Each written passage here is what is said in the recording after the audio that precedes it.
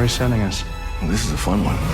Streaming July 23rd on Paramount Plus, the hit series Star Trek Strange New Worlds returns. You are facing the finest crew in Starfleet. Boldly go one step closer Any of these missions could be on Ost. to where it all began. We've seen a lot of strange new worlds, but we'll never see something like this. Star Trek Strange New Worlds. New season streaming July 23rd exclusively on Paramount Plus. Insurance isn't one size fits all. That's why drivers have trusted Progressive's Name Your Price tool for years.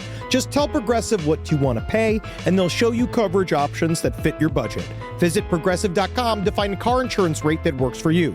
Progressive Casualty Insurance Company and Affiliates. Price and coverage match limited by state law. There's no place to escape to. This is the last podcast. On the left. Side stories. That's when the cannibalism started. Side stories. Yes.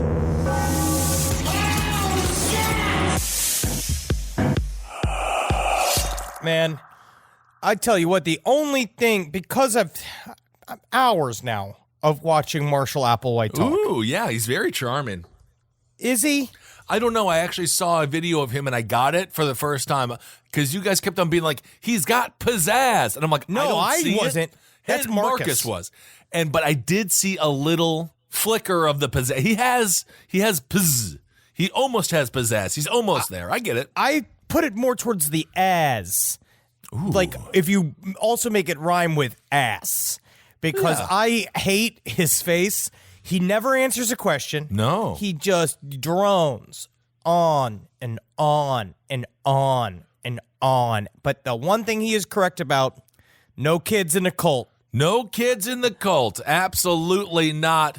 Applewhite had that right. He doesn't like to be annoyed. And he likes to keep things tidy, and kids do not. No, they don't, and they are very hard to convince a child to get rid of its penis. Well, we're not going to talk about that. Very hard. Very difficult. All right, everyone, welcome to Side Stories. I am Ben, hanging out with Hollywood Henry Zabrowski. What a week it has been. January. What a week it's been. Starting off strong. A lot of Meerdeer, a lot of mayhem, a lot of madness. And I'm not just talking about what the 49ers did to the Green Bay Packers in the NFC Championship game. Yeah, I hear you're weird. You are having an emotional response to it. I know you are. So I'm not going to go too deep. I don't want to go past the surface level about this. It seems to be a very big deal. I was in San Francisco for Sketchfest last weekend, and everyone was very... I don't know, committed. The emotions were high to this football game. And you know what I did? Because there was a bunch of people all around the sports bar watching the game. I walked away from that I was in the Oakland airport. I went over to Vino Volta. And I got myself a nice white wine and a Mediterranean plate like I was a schedule woman for Hillary Clinton. Isn't that nice? A real Dom DeLuise. You went fancy at the airport, huh? Do you think that's a good idea? It for that one time. You went? Did you get seafood at the airport? Because no, that's never. Never do that. No, I got hummus. Okay, that's fine. That's safe. It can travel. It's good. There's no. It's fine. It's just beans. It's a bean paste. It Absolutely. doesn't matter. I like it because it's. I don't know, man. It's exotic mayonnaise. That's how I consider it. It really is. It's great on toast, and you can dip some French fries in it. Everything is more entertaining than listening to Marshall Applewhite speak. That is what is also nice, is that it sets the bar for how bored do you want to be. I was on hour 6 of watching his horseshit yesterday. I got so bored, I started watching L. Ron Hubbard's speeches just to spice it up. Well, now I'm switching between the two. Right. Laughing and reminiscing with LRH. Just thinking of his admiral's cap and how fun it would be to go and tie his ascots for him. And then all of a sudden, going back to Marshall fucking Applewhite. Now he hates pork chops, and everyone should have carrots. And what's the difference between the soul, the mind, and the vehicle? Who gives a fucking shit? Well, everyone should have carrots. They're very healthy, full of beta carotene. I had a bunch yesterday. Henry, I saw that you posted a picture of L. Ron Hubbard on I made my social own meme. media. Yeah, you made your own meme, and my God, did it go viral. Why? Now, this is getting scary. This is getting scary because, Applewhite, yes, 39 people, 38 people, including 39, including him. I'm sick of this numbers game that Marcus also started last episode. Well, you said 40. It's not 40. These are human lives. You can't round up or round down. This is not the Iraq War. I'm certain that in some way, some of them, if you took all the cum and the eggs out of all of these people that still had balls and the ones that hadn't hit menopause yet, I think if you pile them all together, that equals 1. And also, 40 comes out better than 39. It just came out of my mouth better. Yeah, I have no idea what any of that means. But, the thing is, Henry, L. Ron Hubbard, I'm going to say this, overall in the grand scheme of life, has done more damage than Applewhite, and he made 6 people cut off their Johnsons. We're not talking about... about... I still think that L. Ron Hubbard is worse because he ruined your business, Henry. He ruined everything that you hold sacred, the entertainment industry. So much social damage. You're going to do that? Of course it's true. No, I'm saying I look up to LRH as a businessman. You look directly into L. Ron Hubbard's eyes because you're the same size, and that is the sole reason why you like him. I do. I appreciate his sexual candor. I appreciate his sharks. He's got an alligator smile. There's nothing. There's nothing correct about Scientology. It's not about this. It's not about the Scientology end of it. It's just about being a go-to guy. They ruined downtown Hollywood. Hollywood has 2 Scientology buildings. You can't avoid them. And right in the middle of both of the Scientology buildings is the star for Michael Jackson. So you are just surrounded by pedos and people who are trying to steal money from actors. You're talking about the backbone and lifeblood of show business. That is true. It is inherently filled with criminals. That is the idea, and LRH understood that. But again, I'm only put into this position because I have ended up comparing the 2 of them in my own mind because I like to kind of see how these operate. I'm trying to learn how to be a boss because we have employees now. Really? Okay, but one of the people that you're studying about how to be a boss from killed 38 people or had them commit suicide, and the other one forces them to not talk to their family, their friends, or have any outside communication whatsoever with anyone that's normal. Keeps them focused on getting high-quality content out on the pipes of LPN. And that's what's really important here. I don't care what your Aunt Martha is doing. I don't care that your Uncle Phil's got feet cancer. Who gives a shit? Right, all right. But I'm not saying don't talk to your family. Just don't mix it into the office while we're sitting here all trying to figure out if I can get an extra subscription to the Farmer's Dog. Because honestly, some of the mush looks pretty good. It looks better than the food that I eat. Farmer's Dog. It is human grade. Farmer's Dog is you can get food delivered to your door for your dog. We used to advertise for them. Yes, we advertise for them. Like UPS is your dog's butler, and they show up, and then they show the food, and I swear to God, it is better than 90% of my meals. We're not even being paid for this, Kissel. We're just saying this horse shit. I'm just saying, and Puffin is like, I want it. But Henry, real quick, people love countdowns. Let's do the 5 most nefarious cult leaders, because I agree with you. L. Ron Hubbard and Applewhite compared to Shinrikyo, Jim Jones, and Warren Jeffs. I think Warren Jeffs is the worst. I would put David Berg as the worst. Oh, Children of God. I would put David Berg. I would put Jim Jones. I would put Shoka Asahara. Okay. Those are all above them in terms of just being dangerous. And there's other cults that we haven't even really covered. Because then there's people like the Anthill cult, which apparently was very, very deadly. The Anthill cult? Yes, we will cover that in a future episode of Last Podcast on the Left. But for my money, I mean, technically, I don't even really belong in Scientology. Where I really belong, if I was to really want to align myself, is I want to be a member of Order of the Solar Temple. Right. But my problem is that I'm too fucking fat boy American to get in there. They like all of these Swiss people are too quiet. Their voices are so low. Right. I think that I would harsh their vibe.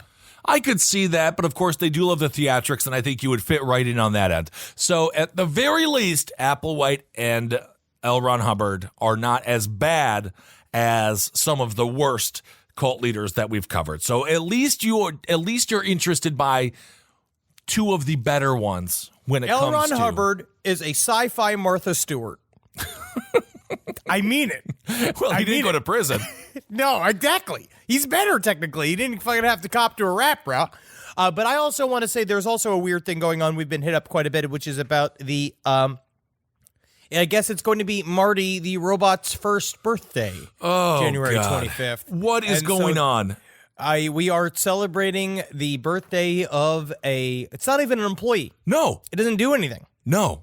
Okay, number one, there is a person. Let's call him Barry. Barry has been packing produce into bags for 30 years. I just want to make sure that each one of these butter lettuces get inside of this display case without a bruise, because that's the only way I know I've been alive today. And that is why Barry is the best employee in Costco history. They don't even know he's alive. They've never celebrated his birthday. As a matter of fact, they make a point to make him work double shifts on his birthday because they subconsciously know he might be happy that day. The fact Barry that Marty is also getting a birthday party is horrible. It's horrible. It's definitely, I mean, I do believe that we should give robots a chance, but it's definitely normalizing the robot as an employee of, I think it's Giant Eagle, several other different stores. It might be Giant Eagle. It's Giant Foods. But of course, that's all a lie because it's normal size food. We've talked about very it. small. But what I also don't like about one thing, I guess that's what it is the thing about Marty is that it calls too much attention to itself. It has the googly eyes. Barry, who we talked about, knows to stay out of the direct view of the customer because he knows that the customer doesn't want to see him. He knows to scuttle in between and be unseen like a ninja, like a Bunraku shadow puppet. Yes. Puppeteer, where your job is to be a shadow. You are not. He dresses in all black. He sneaks around. There was like a guy I remember when I did on Wolf of Wall Street. There was a sound engineer who's one of the best in the fucking business. He used to wear this black suit with little black gloves, and he had this like gray ponytail pulled back, and he was completely bald. Somehow he just had a ponytail. I love you know those guys. Yeah, that's classic. what I love. I love it. I love it. And he would go. His fingers would move so fast with the little pole, like the little boom pole. Yeah. And like you'd see him rotate it really fast. Deft. He was highly skilled. Yes. He wasn't trying to get all of his attention. He didn't need a birthday party. No. He didn't need a Christmas present. No. All Marty does is beep at the sight of spills and makes a human come out from hiding and sweep it up. I don't like it whatsoever. And also, Barry got a boss. Barry got a little shift robot managing boss that is an ATM with wheels. But unlike a human boss, you can kill this boss with a screwdriver. I suppose you could also kill a human boss with a screwdriver, but that's all you need. You can kill a human boss with a screwdriver. You can kill a human boss with a hammer. You can kill a human boss by hitting him with your car. You can kill a human boss by setting fire to his home while he's sleeping there with his family. Then you get the family. A boss's family, that's 25 extra points. A super cold carrot, a frozen pickle. You could use an icicle, like I learned from my new Sherlock Holmes game that I've been playing on PS4. Sorry, that's a small spoiler. I understand how many ways you can kill a boss, but my question is, when did Marty? We talk about this in the. Well, this is a fun debate. Let's talk about when life begins. You want to do this? You want to do this? You know what? Let's do a deep dive on that right now. Life begins at my first Bud Light. That's what I say. But when did Marty become alive? When did they say the first birthday began? Because was it when January 25th? That's when I think it was the first time he attempted to mate with a female customer that was bent over trying to find a ripe pepper. Well, and we've seen stories. Just bumped up against it, just bumped up behind it, be like, Marty is getting lost. If you thought the software is taking. If you thought the Hollywood Me Too movement was a hot topic, wait until the robot finally gets called out for what it's doing. I get sent articles all the time because people know my stance and they say, "See, Ben, you're right." You would not believe how many Instagram messages I get that just say, "See, Ben, you are right." You see, but I feel like they're stoking a flame where I get many more of the same. Where see, like, see here, they're they're renegade. They're helping us, Henry. They're helping us. Oh my God! And now we're not going to talk about it because it's a little above our pay grade. But they're making frog robots. Cool. Oh my goodness! What's bad about it? I'm fine with the little robot frog. What are you going to do with it? Because then they're going to be like humans. They're like raising robots in like little dishes, and then they're going to be humans, and then they're going to be given human status. They're going to take your job, and they're going to have sex with your daughter. And the next thing you know, you're going to guess who's coming to dinner? It's a robot. As long as that robot's got a job, he can do whatever he wants with my daughter. That is a good point. As long as they're making some needs income. He needs a job. He needs to add to the He needs to add to the household. All right. First of all, we're not having children. So I'm going to cut that out before I start getting furious emails congratulating me, like Marcus did. I'm not going to do that. But No. I will say I will allow a robot to be my butler or a gardener. Okay, well, I'm fine with being a butler, but See? I don't know about the gardener And then stuff. I would treat both with just as much respect if they were a human. Yeah, but you don't necessarily treat I have so much respect. What's your for blood so pressure many. right now? I got it checked this morning, and it was 145/78, which is high, technically. But this is good for you. I guess. I had it one time, I had it over, I think it was 150/110. You're like Archie Bunker. But you said, Kissel thought it would be a good idea for me to wear a little, like, smartwatch so it would beep every time my blood pressure goes up. And I was like, I just feel like you become so afraid of those beeps. Like, Oh we would my have, God. like, some hard business conversation, you just hear beep, beep, beep. Oh my God. Beep, beep, beep. It's like, Henry, are you mad about this? No. Absolutely not. See? The beep worked. Calmed you down. All right. So Marty the robot, I'm not celebrating his first birthday. I don't like Marty. Wait until the robots actually can be intelligent. But we spoke about cults up top, and I guess this first story, it's sort of a religious cult story, right? Let's just talk about this. This is a lot of fun. Oh, I don't think so. I don't know if that's the word for it. So this comes from I'm going to use this article from The Guardian. Oh, this is from the Associated Press in Panama City. Yep. Repent or die. Panama religious sect kills 7 in bizarre ritual. I'm glad they didn't use the word funny ritual or down-to-earth ritual or refreshing ritual. Anytime 7 people are killed in a ritual, I think it's safe to say it's a bizarre ritual. In an off-the-wall ritual. 7 people were killed in a funky, it says bizarre. Let's say slapstick. It was a slapstick ritual. In an absolutely flavorific religious ritual in a jungle community in Panama, in which indigenous residents were rounded up by about 10 lay preachers and tortured, beaten, burned, and hacked with machetes to make them, quote-unquote, repent for their sins. Jeez. Which seems to be a very extreme way to do that. 10 people were arrested. Police freed 14 members of the Ngabe Bugle indigenous troops. Definitely nailed that. Definitely nailed it. I think it's Ngabe Bugle, because they have the 2 accents on either side, who had been they've been tied up and beaten with wooden cudgels and Bibles. Jeez. On Thursday, the local prosecutor, Rafael Baloyes, described the chilling scene that investigators found when they made their way through the jungle-clad hills to the remote Ngabe Bugle indigenous community near the Caribbean coast on Tuesday. Alerted by 3 villagers who escaped and made their way to a local hospital for treatment earlier, police were prepared for something bad, but they were still surprised by what they found at an improvised church at a ranch where a little-known religious sect known as the New Light of God was operating. Ooh. And I could not find anything else on the New Light of God. Okay, so the New Light of God is the church that was massacred by these crazy preachers. And my understanding is these preachers thought that this New Light of God was somehow satanic, but it doesn't seem like a satanic sect would be named the New Light of God. No, they were specifically not satanic. They were weird Christian adjacent. And apparently they had a vision. They said one of the head priests told them that God had given them a message saying that the message boiled down to making everyone repent or die. Now, what you have is a situation where you have a group of people that they are in a very isolated part of the world. They don't have a lot of connection. Apparently, it's like you have to climb a mountain. and just to get anywhere near any place that would have like a library or any sort of like connection to the rest of the world, any sort of internet and any sort of news. So they're super isolated. They're very isolated, and it seems like they had sort of like this little cult, this church in the middle of the jungle, the what has now been known as the New Light of God, and things maybe were going pretty well for a while, right?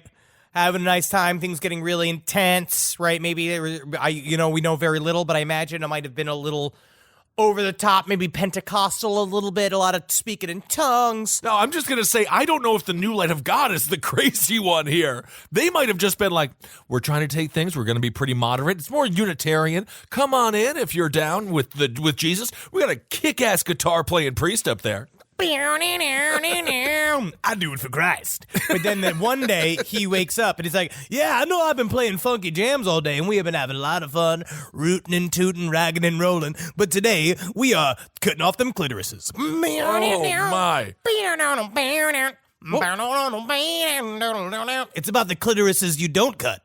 Excuse me, Father Patrick, great song, by the way, great music, but what was that lyric? Yeah, what was that lyric that you said about the clitoris is, Can you hold that thought? Someone bring me my cudgels. This is going to be fun. So what they did is that they started they flipped the script on a bunch of people, and tied them all up and essentially said, which I imagine, I'm going to go out on a limb here and say that this is pretty terrifying, of you believe you have been purified by Christ already.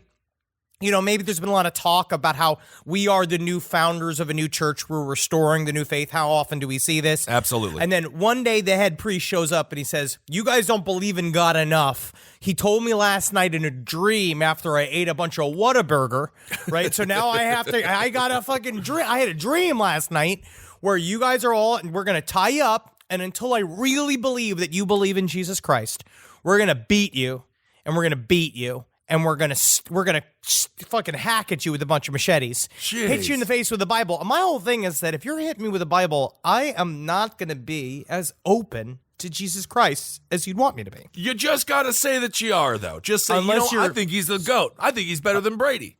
I don't know, unless you got to be spanking me with it. You know what I'm saying? Ooh, my goodness. And you get a couple of big busty nuns in there. They're doing it all wrong. I think you get one big cock guy with a lot of good muscles on him, and you got a bunch of busty nuns in there. You get these people flipping for Jesus pretty easily. Yeah, that's a good way to do it. As a matter of fact, there was a little bit of that component when I was growing up. We went to a church, of course, evangelical, and I forget the name of this group. They were like called Mastodons for God or something. Oh, the ones that would rip the phone books and do all that kind of shit? Yeah, they would blow up water, not water I forget bottles. what the hell that was called. It's like the water bags or whatever the hell they were, those big old rubber bags. They would blow them up, bend steel around their necks, and they would say, thank you, Jesus, for giving us this strength. But the thing is, they worked out every day and took a bunch of steroids. So yeah, that's what helped them. But steroids, God was in the steroids. They were called the Power Team. They were called the Power Team. These my older brother, guys, these are some big boys. My older brother is part of the Power Team as well, but that has a whole different meaning. He's sort of in the lower floor. I believe he's a part of the Power Bottom Team. He indeed is a 7-foot horse of a man. So he's supposed to be bucking like an anaconda. He really is like an anaconda in that disgusting documentary, Don't Fuck with Cats. Luca Magnotta, by the way, we're going to talk about that doc a little bit here. Are we going to talk about that in this episode? Who knows? Okay, so when the cops came on the scene, so the cops show up, as Henry said, the three villagers are like, hey, cops, there's a bunch of crap going on over here in our church. Yeah, they escaped, right? They went through all this shit. They escaped. They got to the police officers. Oof. It's like a horror movie. It was a nude woman running out of the forest saying they are beating the fuck out of us. Yes, so this is according to Bloes. He says they were performing this is inside the church. These are the 10 preachers that invaded this church. They said inside the church they were performing a ritual inside the structure. In that ritual, there were people being held against their will, being mistreated. All of these rites were aimed at killing them if they did not repent their sins. There was a naked person, a woman, inside the building where investigators found machetes, knives, and a ritually sacrificed goat. So these people were being held hostage hostage in their church, being screamed at to repent, well, being stripped and beaten. And it's just, how do you even have time to say I repent when you're saying ouch so much? That's why I feel like there's a lot of flaws. There are. In their rituals. And they went from Saturday to Tuesday. Oh, so they're doing this all night long, but apparently about a mile from the church building, authorities found a freshly dug grave with the corpses of 6 children and 1 adult. The dead included 5 children as young as a year old, their pregnant mother, and a 17-year-old female neighbor. Okay. So there is a lot of mayhem going on in there, and this is one of those stories of what happens when you're a part of one of these little offshoot churches. Sometimes they flip from the inside, and now you're stuck in the middle of it, and you just kind of have to read the room and figure out when do you say, hey guys, you guys, Starbucks run? You guys want anything from Starbucks? And then you get the hell out of there. Social media and the internet and technology has brought us some woes and some concerns and some anxiety. I'm going to say in this case, they could use a little tech. They could use just a little connection with the outside world so they don't get so convinced that their ideas are right that they end up killing 5 children and a pregnant woman. And again, that child as young as 1 year old. How do you even, if you're 1 year old, first of all, original sin, I believe that you're not, I believe that you are without sin until there's like some date that a lot of religions have before you have to like come to Jesus. And if you die before that, they're like, you're too young. You get in, like Marty the Robot would still get in, even though he's demonic. I think it's 39 years old. I got 1 more year. So what they had said here, I have a little further information. This is from the New York Times article. Diomedes Blanco, a member of the community who helped police in the rescue, said that shortly before the killings, two people in the sect told him what they were doing. The reason for committing that kind of sacrifice was that God had anointed them to do all of these anomalies. The purpose of all of that was to destroy the community. Why? Because the community didn't want to believe in God. He said that this was a mass exorcism. Really? This idea is that he felt that they didn't want it enough, and so he decided to basically beat them all until they wanted it enough. What they call is, according to Andrew Chestnut, the professor of religious studies specializing in Latin America at Virginia Commonwealth University, who had been sitting by the phone because no one has been calling him in a while. He said that got the cobwebs off the phone. Is it rung? He's like, what the hell is that? They like me. They need my expertise. Yes, an empanada. Well, that is, and they're like, no, sir, no, please stop describing empanadas. He called it a syncretic cult, which was it espouses a hodgepodge of beliefs stitched together with Pentecostalism at its core, but also elements of indigenous beliefs and even New Age philosophy. It reportedly talked about the importance of the third eye on a now deleted Facebook page. So they had a Facebook page. Oh, goodness. All of the victims and all of the suspects were members of the same indigenous community. According to Ricardo Miranda, he's the leader of the Nagabi Boogle tribe. He says, just say Boogle. It's not the Boogle tribe. I don't know. The Boogle tribe sounds like a group of people that they met in the Smurfs. Oh, yeah, and they eat bugles. Oh, I love bugles. Underrated snack. Semi-autonomous zone. So that's the bugles are in a semi-autonomous zone known as Camarca. They called the sect, quote, satanic. This is according to Miranda. He says, we demand the immediate eradication of this satanic sect, which violates all the practices of spirituality and coexistence in the holy scriptures. Yeah, I don't know what this sect possibly could have done to piss anybody off. I really don't. It doesn't do anything, man. It's just bad. It's a bad cult. It's a bad cult. It sounds like it. So the New Light of God Church, I guess it no longer exists because I think they kind of killed everyone that belonged to it. Or maybe it comes back stronger than ever. Maybe this is the beginning of a civil war.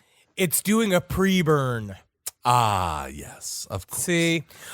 Isn't that nice? All right. Well, this is a very scary story, and I'm really glad that I'm in LA, and the only cults I really bump against, for the most part, just want me to have crystals and drink green juice. Mm-hmm.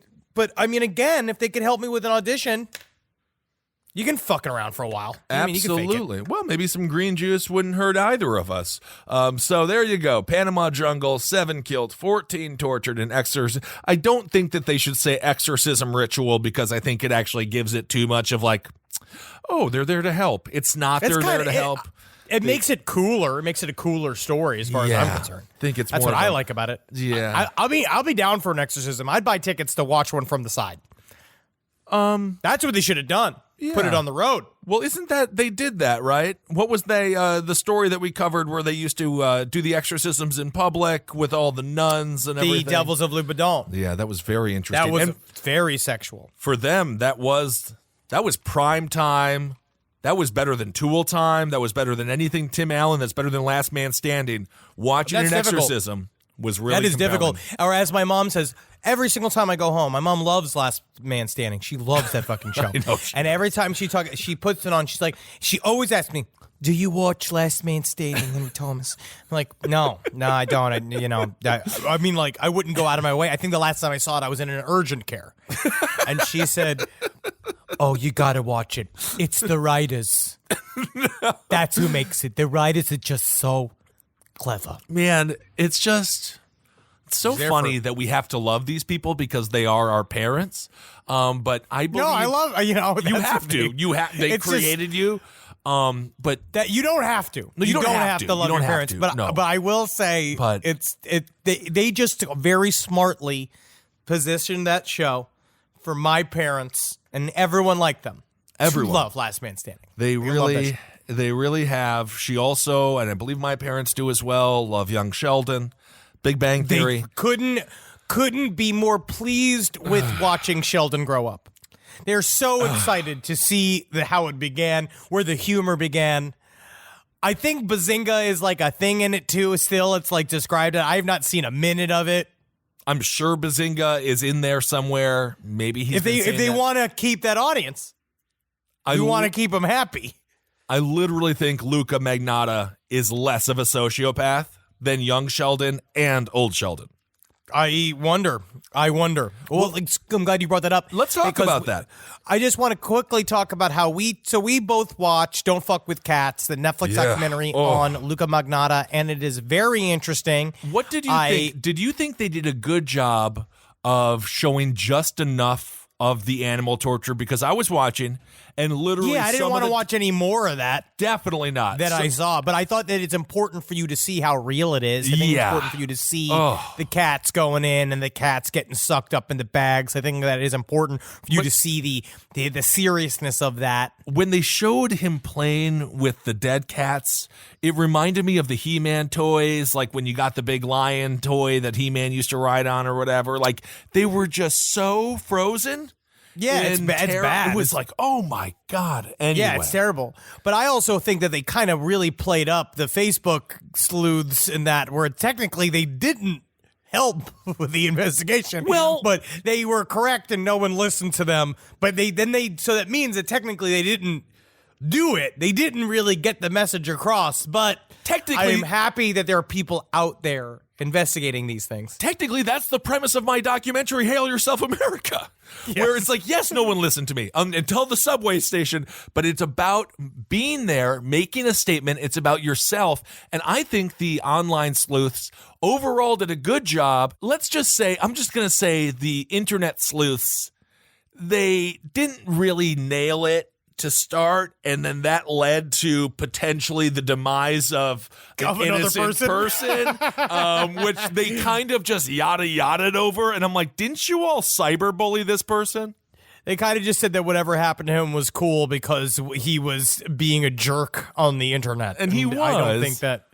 He was not a nice person, but we're being too vague for good radio. Yes. One thing that we had a question though last week, because we brought it up a little bit, like briefly, was that there was a second pair of hands. Yes. In one of the videos that had a snake that was brought in to consume a cat, that he shot the whole thing. Yeah. And there at the very beginning, there seemed to be some form of handler, which he said was the infamous Manny, the man that that's what Luca Magnotta came out to say, Yes. that he was at the behest and he was a prisoner of someone that was making him do these things. But it seems like a researcher from CBC's Fifth Estate, the documentary, reportedly went, and this comes from this, I just found this on studentproblems.com. So I don't know who this is from, by Tom Chapman. Is this really a student problem? I don't know. All the issues facing our students right now? But with one of the original internet sleuths, John Green, and CBC's research, seems that a female neighbor has confessed she was the woman holding the python. And that she essentially, from what seems to be conjectured in the most Canadian, one of the more Canadian things about this story, is that she let him borrow her snake. What? No questions asked. And my whole thing is that never let anybody borrow a pet. No. You never know what they're going to do with it. If somebody says the words, "Hey, can I borrow your dog?" They're teaching that dog to suck his dick with a bunch of peanut butter. Oh, my goodness. I'm That's saying that. horrible. You're saying that? You could never borrow an animal. You can visit somebody with an animal. Sure. You can have somebody snake sit. Like if you Sure. got to go someplace and you could snake sit. If you're But I feeling would never down, I could bring Puffin to go see you, and then maybe Puffin could make you happy. Sure. Absolutely, by sucking my dick with a bunch of peanut butter on it. But that's only Hey, if you're in the Zabrowski, room. your blood pressure is going through the roof. You're talking about something disgusting again. That's what that means. You're going to die. But I'm just saying, never let anybody borrow your python. Your python. A lesson that we did not know we had to You make. should keep it in your home. I agree. It's not an out animal unless you're one of those cool people out by like Santa Monica Pier. Right. Yes. They play with their snakes out in public. And But obviously, there's many conjectured. A lot of people. There's still a lot of heat here. There's people that straight up believe in Luca Magnotta, and they believe that he was manipulated. I also believe that he is very, very sick. I think he's a sick person. If you listen, he actually he released an interview from jail recently, Okay. where he obviously is talking to himself with farmed questions that he has got out, and about again talking about this Manny Lopez character, which I do not believe is real. I believe none of that is real. So who knows? Who knows? Interesting. Okay, well, that answers a big question that I think everyone had because they did not answer that in the documentary. That is kind of a flaw on the documentarians, honestly, because it's the only question that after the documentary, you kind of go through the list. You're like, that was crazy. And then you're like, but what about that one thing? They probably should have put a button on that in the doc. But it's nice that we finally get a little conclusion on that. And Luca Magnotta's mother, I actually feel bad for her because obviously she's extremely mentally ill. And Yes. what happens when you raise a demon? It's gotta suck. It's gotta be so weird to know that you are the creation of something that ends lives. Because technically, you've done a horrible job. Whatever. However you did it, you did a bad job. I don't even know if I could say if you did a bad job. What do you do when you might be mentally ill and then your son is also of the same stripe, and then you kind of create this world where the two of you are just not helping each other? And it is very scary. There's a documentary about it that I've seen a bunch of times. It was just there's one called Children of Rage. Yes. And then HBO has another one which I brought up many, many times. Yes. That 1 second. Children of Rage is truly horrifying. If you ever want to be just scared to death of the eyes of a 9-year-old. Another one I've talked about, I think a bunch, is called The Dangerous Son, which is on HBO. That's another one that is very frightening because Absolutely. what do you do? It's part of the reason why we're not having kids. It's because Natalie and I are both like, could I raise a genius that was perfect? Yes, sure. A kid that can run on its own? That's Sheldon. Got to do its own stuff? Yeah, I'd take a Sheldon. You want Up to until- raise young Sheldon. A young Sheldon. But I don't want an older Sheldon. You know what I mean? I don't want to see him after that time period. I also believe that a child could be like raised in a boarding school. I think that you could take a child out and send it to one of those big drafty Victorian homes where they're taught to survival skills and how to cook but like also like physics, like kind of almost like a Herman Hesse kind of the whatever that glass ball problem thing is, where they're doing like weird kind of Professor X mind games in a thing where they're doing like psychic exercise with giant glass beads. Yeah, well, I think you and Natalie have a great chance of birthing a genius. That is going to happen to all of us. Whatever it is, that's the problem too, is that it has to look like her. Freaking better. It has to. If you get a girl that looks like you and a boy that looks like her, it's you know what? Everyone's beautiful. Wow. Rise from your grave.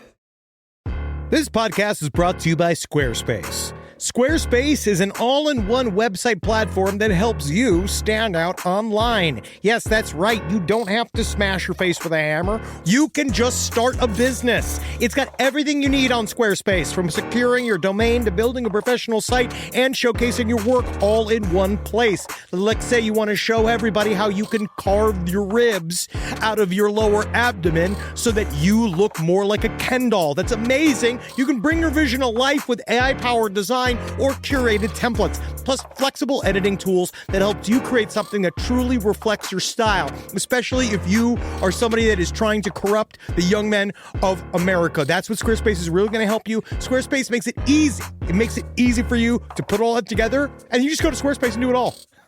Thanks, Braden. Head to squarespace.com/left for a free trial. And when you're ready to launch, use offer code LEFT to save 10% off your first purchase of a website or domain. Hey there, everybody. Is your cell phone bill too much money? Are you getting that bill and you're like, hey, what is this? I can't believe for what? For 5G? Are you crazy right now? $100? I don't even barely got any bars when I'm just sitting in my living room, okay? You don't have to deal with that anymore. Are you ready for this? $15 a month. That's right, $15 a month on Mint Mobile. Yeah, baby. Get their wireless plan, because they're just sitting there on the T-Mobile 5G network, and it's just $15. Your whole life, you're just paying all this money every month. You're like, why? Where's it going? It's going to these phone companies that are robbing you. So go to Mint Mobile. Let them help you talk to your mom. So get your new wireless plan for just $15 a month. Go to mintmobile.com/LPOTL. That's mintmobile.com/LPOTL. Cut your wireless bill to $15 a month at mintmobile.com/LPOTL. That's it. There's no catch. Upfront payment of $45 for 3 months, $90 for 6 months, $180 for 12 months. Plan required, $15 per month equivalent. Taxes and fees extra. Initial plan term only. Greater than 50 gigabytes may slow when the network is busy. Includes up to 20 gigabytes hotspot. Capable device required. Availability, speed, and coverage varies. See mintmobile.com. It's summertime, baby. And you know what that means.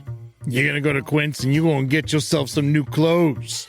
Something happened to me by accident recently. I had a nice little Quince mistake. It was Father's Day, and we wanted to get Julie's dad something nice, so naturally we went to Quince. We looked around, and we were like, oh, look at this 100% organic cotton mesh stitch button-up sweater polo. I think Bob's really going to like this. So we get it, and we buy it, and then you know what happened? A little fudge, a little mistake. Accidentally sent it to our house instead of Bob's house. Julie's like, oh, I'll just get a refund from Quince and we'll mail Bob another one. I was like, oh, okay, that sounds nice. But, you know, maybe I should just see it first. She pulls it out. I was like, whoa, look at that. It's like a button-down polo with nice little holes in it. It's breathable. It's not bad. You know, I think I'm going to wear this to Jazz Fest this weekend. Wore it to Jazz Fest. Got 3 comments. One was by a lady. Not bad, Quince. So get your hiney over to quince.com and treat yourself good and feel good. Look good this summer. Make your summer wardrobe easier. Go to quince.com/last for free shipping on your order and 365-day returns. Now available in Canada too. It gets hot up there.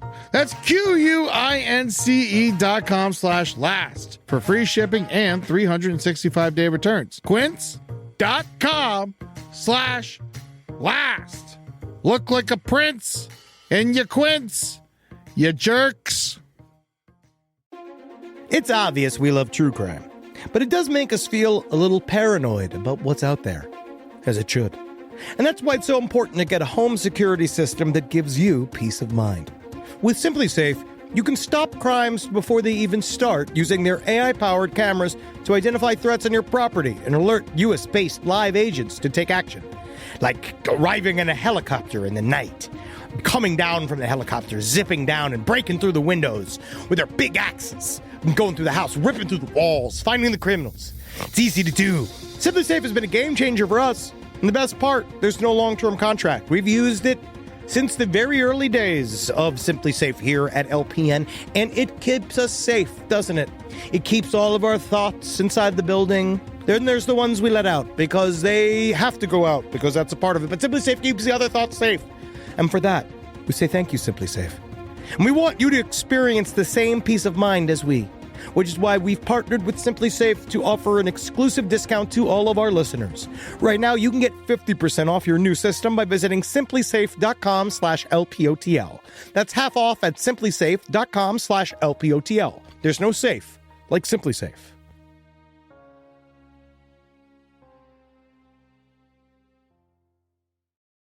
Rise from your grave. All right, well, this story I just want to talk about because we've talked about crisps before here in the past. We talked about how someone just got one crisp in their bag of crisps. You have. Again, we have not. This is not a direction that you and I take the show. This is a direction that you take the show. This was going to be Hero of the Week, but I've decided against it. Janine Ross, she's 38 years old. She was absolutely shocked and shook when she opened up her bag of crisps and she found a 15 centimeter large Best Sweet Chili Crisp for Morrison's. Janine said it was hard to get an exact reading as to how long the onion ring bends and twists, but she says if it was straightened, it would beat the previous British record and even the world title. I'm so pissed right now that you just said that. So it's not even that big. She's saying if it was straight, it would be huge. There have been bigger crisps made. Show me the picture. Show me the fucking picture. I'm going to take a screenshot and send it to you right now because you say, oh, what's the big deal? There's been larger crisps, but there hasn't been a larger crisp in the wild. Previous larger crisps the wild have been made. This isn't the fucking Serengeti. Yes. All right, these things are not coming out of like crisp fields. No, you're not being born. There have been larger crisps, but you know what, Henry? Those were specifically produced to set the record. This is a crisp in a wild, and it's a sausage-shaped crisp. And send it to me. I sent you a picture of it. And it is. Did you text it to me? I texted it to you. It's in your text right now. You're going to be amazed. I want to see your first reaction when you see a picture. All right, of this you crisp. ready? Yep. You ready for this? Ready? Wow, pretty big crisp, and it is a cocked shape onion cock. When you see it. This is so stupid. When you see it in the context of Janine Ross's daughter's hand, Izzy, you can really see how large it is. Kind of looks like No, how big is Izzy? How old is Izzy? Okay, another screenshot coming your way, buddy, because you are about to have your mind blown. Now, this is not a crime. No, it is not. But I do find it to be very interesting, and we're also a news show. So this is disgusting. You know what? I hate this picture because this looks like that old joke of why pedophiles have sex with children because it makes their penises look big in their hands. What is that old joke? What are you talking about? This isn't the playground. I miss the old Reddit standard of putting the banana next to it. God damn it, Henry! You are ridiculous. Your old Polish jokes are just disgusting sentences in any other world. So anyway, a woman has found what she believes to be the world's largest crisp. It measures a whopping 20 centimeters long. So congratulations, Janine Ross. You've done it. You're not the hero of the week, but you are a hero of my heart. You weren't good enough. She was good enough. No, she wasn't. She didn't do enough. She did just do found enough. a crisp. She and found then what it in did the they wild. eat it? No, you got to save it to be measured by the world's. You got to do Guinness. You got to do Guinness Book of World Records. What kind of cockamamie bullshit is that? I would have eaten it. The previous record was 15 centimeters, and this is 20 centimeters. So anyway, that is kind of a fun story. It's not a crime, except for It looks like the shit I just took. It does. does. It really does. Okay. Which is actually bad. Well, let's move on. Speaking of stories involving, well, actually, there's really no Something segue horrible. here. There's stories involving something horrible, although it's Well, not we got very bad. several horrible pictures. Okay, what do we want? We want a family annihilator, or do we want something from the courts? God. I don't know what happened so far in 2020, but people, I'm just going to say, take a chill pill. Let's do this one, Henry. Speaking of children, obviously that girl was holding up the large crisp. This serial killer's son followed in his father's footsteps a little bit differently. Evidently, there's a serial killer. He's the son of a murderer. He has been arrested after hundreds of bones belonging to young women are found in his pond in Thailand. This is John Wayne Gacy's dream come true. But no, it's not. He threw them all in the pond like he was fucking Kermit the Frog. Well, but John Wayne Gacy, after he ran out of floor space, he threw them all in the lake In as the well. river, yeah, he got him in the river. So he just threw these women in the pond? I guess so. He's a wealthy property heir, Apache Anguissit. He's 40 years old. He's been arrested in Bangkok. Body of his former girlfriend, Warren Thorne Chayat. I'm sorry. She was 22. She was found in the pond. Police found hundreds of more bones, believing to be at least from 3 people. So this guy's father, he was jailed in 1983 for butchering a 15-year-old girl. So it seems like this kind of sociopathy runs in the family. This dude, evidently, pictures show the police found the body wrapped in clothes, a bedsheet, and a black plastic bag. The body had been fastened to the bottom of the pond with large metal objects and dumbbells with chains. Anguissit allegedly made his girlfriend, known to friends as Kick or Keek, sleep in a metal casket. He was so worried she would leave him. Officers have claimed that she was suffocated and then hurled into the pond. Her remains were found January 9th. So do you think that being a serial killer, and maybe this can go out to our audience, sidestorieslpotl@gmail.com, is it genetic? I don't know. I think that there are probably traits that are passed on that make you maybe more likely depending on your circumstances. I'm not quite certain. I do believe that because you look at what's her name, BTK's daughter, right, is now, she's not a serial killer, but she wrote a book about the love of Jesus Christ. Yeah. There's something going on inside of her brain. And then you got, I'm trying to think who else had children of all of them. John Wayne Gacy, we don't know anything about those kids, really. Ted Bundy's daughter sort of came out of the woodwork and was like, I'm his granddaughter. His granddaughter apparently came out. Strange thing to brag about. But she's on TikTok, so I don't know if that is a sign of mental illness. I don't think so. I think a lot of people like TikTok. Well, it is a sign of mild mental illness, though, as well. So people enjoy it. It's kind of fun out there, I think. People like it because they like to lip sync the songs, and they like to, I don't know, kids got to express themselves. They really do. So authorities, they found through a fishing expedition 298 bones. The family of a missing 12-year-old who lived near the property, they believe that she is in the pond as well. Authorities are planning to drain the pond for their investigation.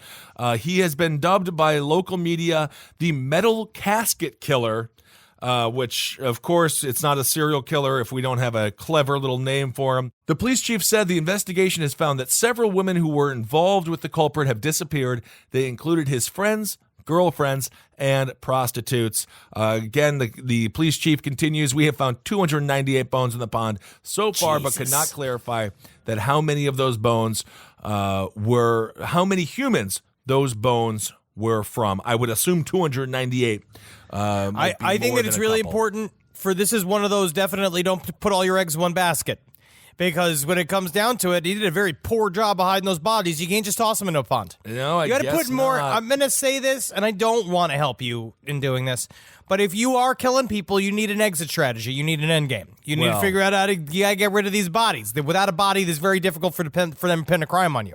And again, I'm not trying to help you. I'm just trying to say, get rid of the teeth, get rid of the hands, get rid of the feet, get rid of the head.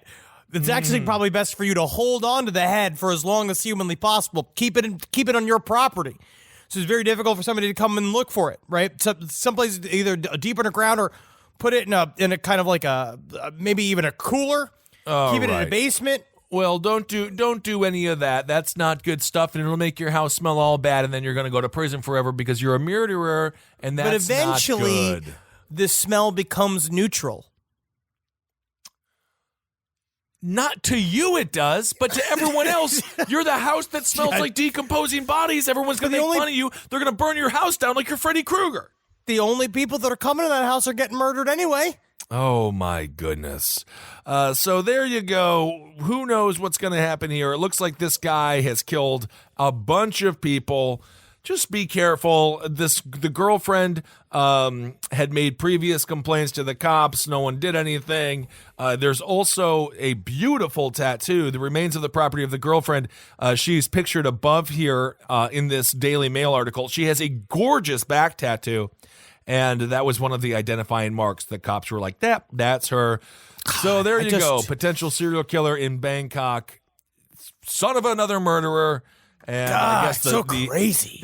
The acorn didn't fall too far from the tree in that family. Oh, here we go. Let me tell. So I'm gonna save this family annihilator story for next week because I want to get into it. I'm gonna say this. Here's a fun story. Okay. This comes from the Des Moines Register. Oh. Man requests trial by combat with Japanese swords to settle dispute with Iowa ex-wife. This is by Anna Spoer.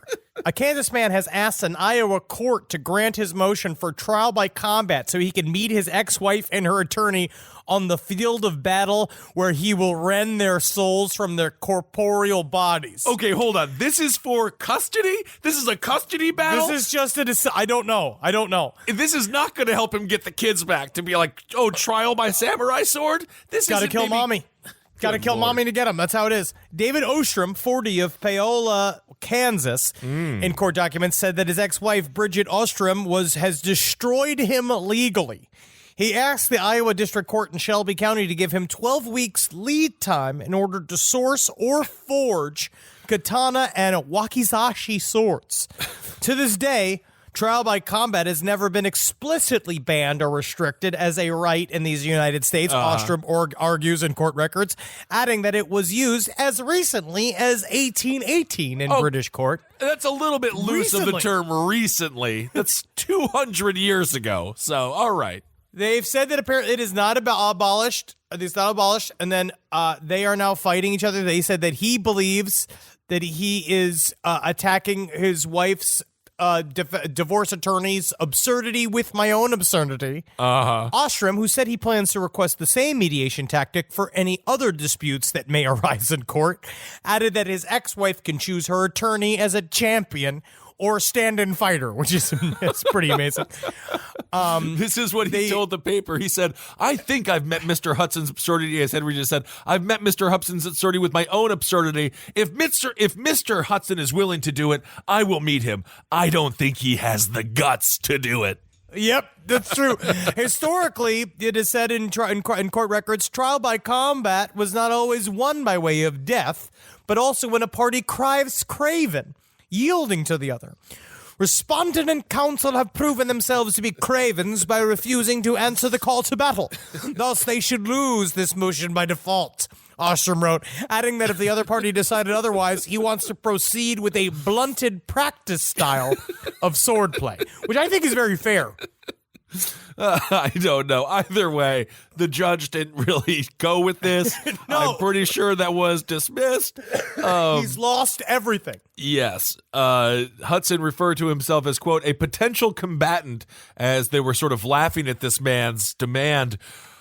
for a samurai battle to see who gets custody of the children. I'm going to say this. The way that the judge and the attorney for the ex-wife reacted, they laughed at him. In this case... Oh, yeah, dude. They're all dead men. Yeah. They're all dead people. In this case, I think you have to pretend to take it seriously and then find some legal argument to say, we would. We'd love to. But we just But can't. technically, if it's raining on the Thursday that is chosen, we have to re-choose our fighting field. And this fighting field is not available. So, unfortunately, you're just going to have to give me the house and the car. What if they just did a Ren Fair style duel? That's what he's saying. That's what he's saying. He wanted to do the blunted swordplay version. He said that you can opt for that, and then one can cry Craven and admit defeat, and that's something he doesn't have to kill them. But that is not fun, and that's not fair. I think you need to kill them. So the lawyer for the ex-wife said that this is obviously a potentially life-ending ramifications of a duel that surely outweigh their fight over property tax and custody issues. Well, let me ask you this, Kissel. If I might try to, this is a brilliant plan. This is very, very smart to do. If I were to enter in some form of, God knows what crime, I will eventually be pinned, what they'll pin on me. Tax evasion. To stop me. We already Tax know it's evasion. going to be tax evasion. Half of our conversations are about you scheming to hide your money, and none of your ideas make sense. You're like, what if shoes were money? They can't take your shoes from you, can they? I got some pushback from Natalie when I asked her to put on a fake pregnant belly and go down to the Caribbean all filled with, have the fake belly all filled with cash. I got some pushback. Good. But I would say, if I am going to do that, I might do this. Kissel, will you be my champion? In what sense? You fight as a representative of me. You want me to be your blaster? You want me to be, you want a master blaster situation? What is this entire relationship building towards? You're the one with high blood pressure. You should fight. You got all the anger. Beep, beep, beep. No, I'll die just in prep. I need someone that is going to go and fight for me. Fight as if it's himself. Well, I tell you what, my good dear sir, you'll never pay for a Bud Light again in your life. I'll be dead. No, not if you win. What am I even defending you for? My crimes. You want me, so because you would know. You're going to have tax You would evasion. know me so well. You would know me so. You know me. You know me. I do know you. Okay, I'm the same Henry I've always been. I've never changed. I'm not changing. Right? You know me, friends for years. Yeah, you but know that in my heart of hearts, I didn't mean to make everybody get in a tizzy with my crimes, and I would never do something that I necessarily felt would try to hurt a lot of people. I just, Do you have any idea how hard it is family. to hide money overseas? You have to premeditate. You have to talk to people. You got to figure it all out. It's very I do it all on my own. Again, keep wall facer. I like the wall facers. I keep in my own mind. I keep a plan within me. I tell no one else. I have three contingency plans that no one knows. Apparently, one of them is me fighting the battles for you, and I'm assuming the wall phasers are something to do with Dune, and I don't want to go. No, it's not Dune. It's 3 body problem. But I did not bring up Dune. But I'm saying, so you would not be my champion. You would not come to my aid when you receive the messenger bird. I'll have to see. I'll figure it out. I'll have to see. You're gonna Bernie me? I'm not gonna Bernie you. I'm going to support you. I'm going to support you. So Judge Craig Dressmeyer was not amused. This is what the judge said regarding the idea of a duel to see who gets custody of the children. This is the judge. Until the proper procedural steps to initiate a court proceeding are followed, this court will take no further action concerning any motion, objection, or petition filed by either party at this time. So this man literally broke the court system. They're like, we're done. Nothing else. We're done. We don't want to talk to you anymore. You're not getting anything. You are now essentially a homeless man. Congratulations. You have nothing now. We're going to strip everything from you as fast as humanly possible. You know, divorce is not easy, but I feel like if you married someone and you loved, why is divorce always so hard? If you still don't, you people act very crazy. It's very contentious. Yeah, why do they hate each other so much, though? I don't know. It's hard because people don't talk. You can't have. I'm trying to work on these kind of ideas. You got to be able to figure out how to have the hard conversations too, which is very difficult when that's going off, no one's going to be able. But I actually hope that could actually even help me with some form of sympathy. Yeah, that's very true. Okay, well, I think it's time for Hero of the Week.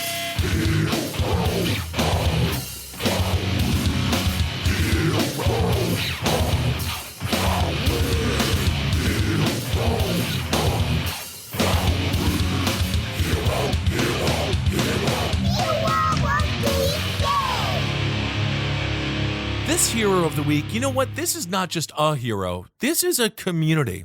And the hero community this week are furries. You know, people make fun of the furries. They say, oh, they're just, deviants out there doing weird things. But in reality, I love them. I'm pro furry. They got to go let them come all over each other. I think it's great. And a lot of them it's not very sexy, apparently, a lot of the times. Sometimes it's just about fellowship.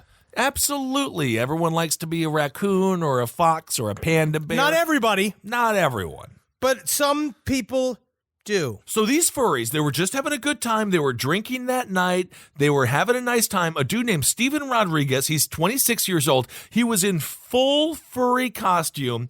He was like, I need to go outside and have a smoke. As he's out there smoking, which sounds very dangerous for a furry because you could just go up like that. I feel like a lot of that stuff's very flammable. Yeah, you really should watch it with some of those more artificial fabrics. Absolutely. So maybe stick with your vapes. That might be better. As he's outside smoking his cigarette, risking his own life, he heard a car screech to a halt in the middle of South Market Street. And from the inside came a woman's horrified scream. "Get out! Get out! Get out!" Rodriguez called. That's what she was saying, that's what she was saying in the car. Rodriguez says it was pretty intense. A self-described, quote, silent observer of furry culture who traveled from Azusa in Southern California to attend the convention's after-hours hotel parties. He says, we saw the passenger just wailing on her, just full-on punch. So Rodriguez said, this is not going to happen on my watch. At that moment, a group of about 5 people, still in furry suits from the day's festivities, sprinted over, restrained the man as he attempted to hit Rodriguez, who had already run over. Among the first on the scene was a pink dinosaur who wrestled the suspect by the head and shoulders while a massive tail bobbed in his wake. Wow. Then a tiger knelt to restrain the man from his torso, and from the torso as a platform-heeled cowboy watched on. Within a few minutes, San Jose police arrived, took over for the 6 people restraining the man, and they said these people are heroes. The furries slowly dispersed after giving police their statements. Rodriguez said, both disgusted by what they had seen, but pleased by the way things had worked out. He says it happened very, very fast, and it was just a horrible thing to see. But overall, everyone was happy that we stepped in. So thank you, furries. You don't mess with furries. They've been through it all. And if they're dressed up in costume, they're basically superheroes. I mean, I wouldn't assume it, but I think that it's nice what they did here. But and don't I think you a think- good concerted group effort, and I think that they do seem like a living version of I want to say some Saturday morning cartoon show. I think there needs to be a furry fighter show. There needs to be. I would see that in a second. I guess technically there already are a lot of what is it? Anamorphic? Anamorphic? I know there's the Animorphs. Yeah, there's already a lot of stuff out there that I think furries relate to. But furries, you are this week's Hero of the Week, specifically those furry heroes who stopped this horrible man from beating this woman. And they said, no can do, sir. Yes, I'm dressed as a raccoon, but my friend, I am going to bite and scratch you until the cops arrive and detain you. So this is why you have to be my champion. Yes, but I do firmly believe once you're in costume, Henry, you know this as an actor, once you get in costume, you're not the same man as you once were. No, you don the mask, and then you wonder who are you? Right. Are you Robo the Horny Fox, or are you Dave? Most of the time, you're Dave. Well, when you put the head on, how long? Because of course you have Your Pretty Face is Going to Hell in Adult Swim. Gary, when you're dressed as Gary, how long does it take you to get into character? Is it when the final horn goes on and you're like, and now I'm Gary Bunda? No, I've always been Gary Bunda. You are It's Gary always Bunda. right under the surface. It's always right there. Okay. It's always right there. All right, let's do some listener emails. All right. So this was a doozy. This comes from A. I was reminded of something when you briefly mentioned the Raelians on this week's episode about Heaven's Gate. I am an ICU nurse, and a patient I had once experienced severe trauma to her genitals, and there was talk about her eventually needing clitoral reconstruction. Ooh. Being curious about how this was done, I researched the topic and came across an organization called Clitorade. No. Besides sounding like a very sketchy Gatorade knockoff, this is actually an organization run by the Raelians that they say this. I didn't find evidence on that, but I will look deeper into that. Okay. That funds clitoral reconstruction, usually in cases of female genital mutilation, as unfortunately seen in some African cultures. Yep. According to what I read, In many the other Raelian cultures. movement, yes. According to what I read, the Raelian movement sees sexual gratification and masturbation as important parts of the human experience, so they are funding hospitals in rural Africa to perform these surgeries and restore women's sexual function, which sounds very nice. That's so great. in terms of things that alien cults are known for, I figure this is actually pretty positive. Honestly, And if you look up Clitorade, I mean, I'd buy it if it was a drink. But it seems to be they're doing well. So sometimes these people, it's the broken clock is correct 2 times a day. honestly, that is very good. And female genital mutilation is a serious problem that must Thank be you, taken Kissel, for seriously. clarifying. I'm really It glad that is. you did that. I'm It glad is. that is our official stance here. It's disgusting. It's very sad. I am against it. I am against it. All right, here we go. I've been asking for some boots on the ground, and I really enjoy this. Okay. All right. This comes from M. This is a Papa John Schnattner update. Oh my! I used to sell home security systems, and one of our installers I work with worked on his home security system. I was informed his house wasn't built like a house, but more like a commercial building. They had to drill wires through his floors, which were commercial standard concrete. Fuck yeah, that's like fucking Lido too.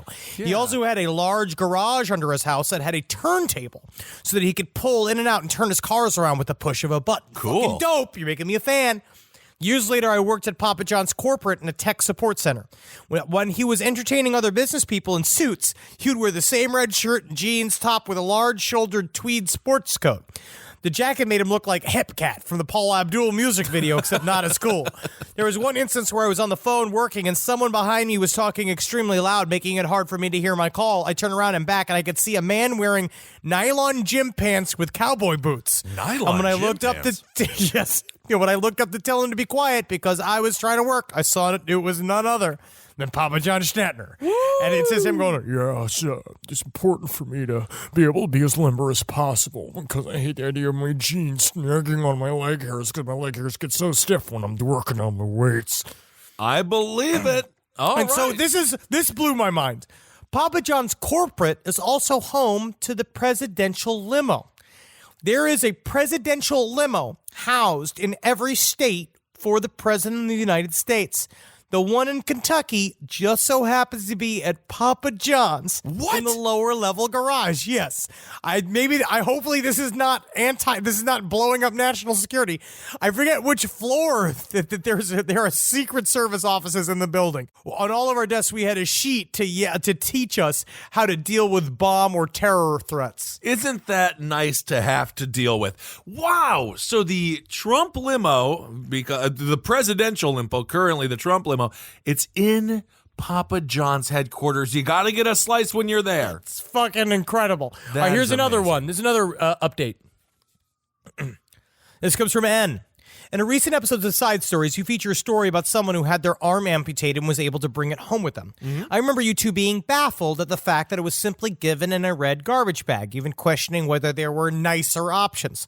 Well, I can tell you, as far as I know, the red garbage bag is the best and only option you have. I work as an SPCA, Surgical Patient Care Associate, which is essentially a fancy title for operating room janitor. I'm the person who cleans the ORs after surgeries, amongst other things. Such things include delivering amputated limbs to the frozen section. Every limb I've had to deliver has been in one of those red garbage bags, and as it goes in the hospital I work in, taken to a freezer that looks like a normal, albeit outdated, refrigerator. As far as I'm aware, there isn't any other form of limb receptacle. Just want to let you guys know. Thank you so much. I mean, Thank if we you. ever lose an arm, I guess we'll be walking out with a red bag. I'll give it to Marcus. You'll have a human. No, I'm holding it in my other hand. I'm holding it in my other hand. Oh, my God. Swab your dog. I watched The Lighthouse. Have you seen The Lighthouse I yet? have not seen it yet. I've heard. Swab your dog. I am very excited. I've heard that we get quite into the anatomy of a mermaid, which I am happy. It's great, man. I love it. So much fun. Yes, absolutely. All right, so here's a little, one last little weird one, and then we'll end. Throughout my childhood, my family would see classic floating light UFOs, bright lights moving too fast to be a plane, hovering strangely, bunching together and spreading apart before disappearing. That's like my panties. These were so commonplace that eventually we convinced... No, that was me. I added that. I know that was you, and I don't want to think about it. They disappear into somewhere, and it goes into my ass cave. I know that.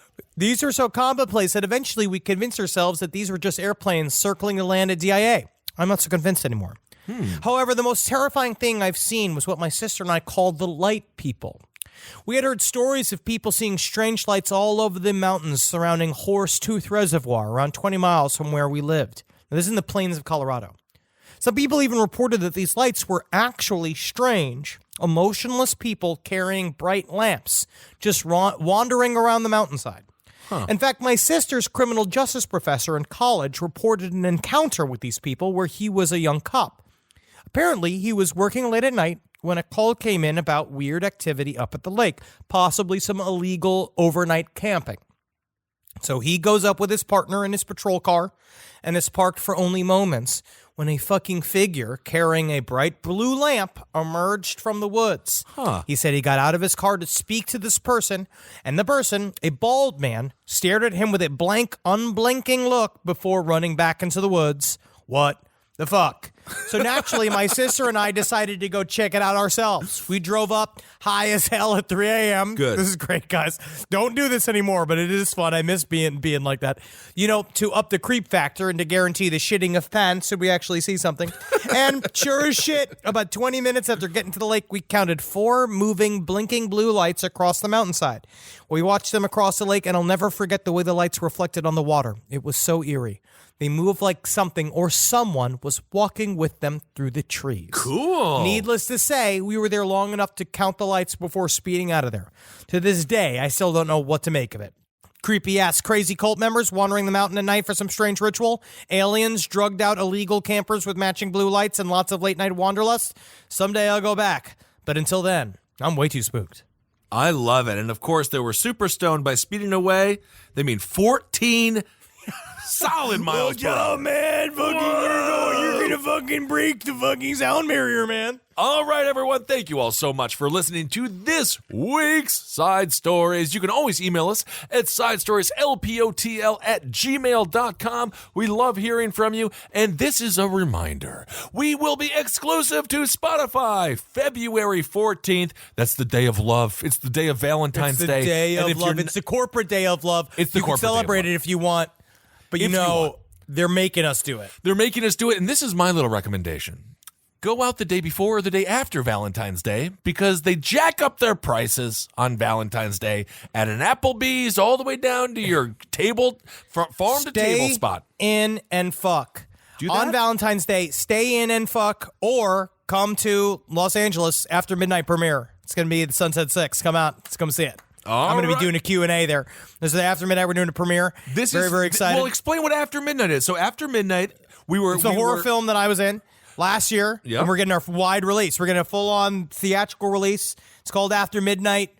Check it out. In Los Angeles, I'll be there running the Q&A with the directors. Hell yes. We were walking in, we had just parked in Los Angeles. We were going to go to a weed store because I stocked up on my vapes for my dry January, and I must say that has been a lifesaver.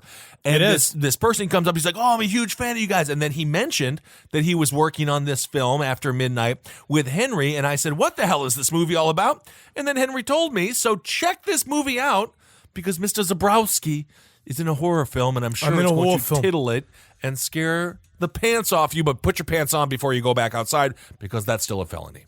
I guess so. I guess it is in this fucking improper world. But guys, remember, live your life like you lost your hand and now you got it in your other hand. Woohoo! I carry my own hat. That's double hand. This is my swab your dog. Very Swab. Gotta laugh. Yeah. You gotta laugh like you're Robert Pattinson. Just listen to the Willem Dafoe fart. And I wonder how many times he farted in that movie. I wonder if it was for real. Oh, in The Lighthouse. There's a lot of farts in it. It's fun. Is there really? Yeah, you should see. I can't wait to see it. And love. Love on any day of the year. Doesn't have to be Valentine's Day, even though we're exclusive to Spotify. Love any day of the year. It's the 13th, the 17th, the 19th, the 21st. Love on those days, too. And if you're home alone on the 14th, like let's say you don't have a significant other or they died in a fire or they lost their everything that was sexual about them in the war. Sure. What I would say you should do is give yourself one of those nice, long masturbation sessions where you light the candles, you're lubing up the balls. Oh, my. Today. You know what I mean? Okay. All day. Let it last long. Let's scream. All right. Yes. It doesn't matter. Valentine's Day is a corporate make 'em up, and I'm sure whatever that day consists of for you, it will be a wonderful day. Don't be sad. Very good way of covering all ground. Thank you. All right, everyone. Thank you all so much for listening. And you know what, folks? Never forget. Hail yourselves. Hail Satan. Magustalations. Hail me. Ooh, I think, I have L. Ron Hubbard's ghost on the phone. He says if you sign up now for only $500 a month, you can get a small role in Young Sheldon. Oh! No! Wow. This show is made possible by listeners like you. Thanks to our ad sponsors, you can support our shows by supporting them. For more shows like the one you just listened to, go to lastpodcastnetwork.com.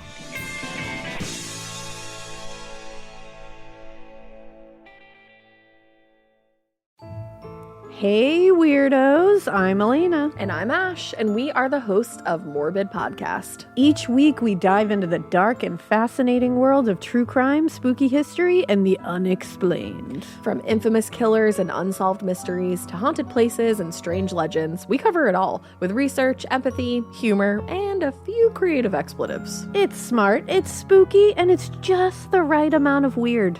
2 new episodes drop every week, and there's even a bonus once a month. Find us wherever you listen to podcasts. Yay! Woo! Ay, ay, ay, ay.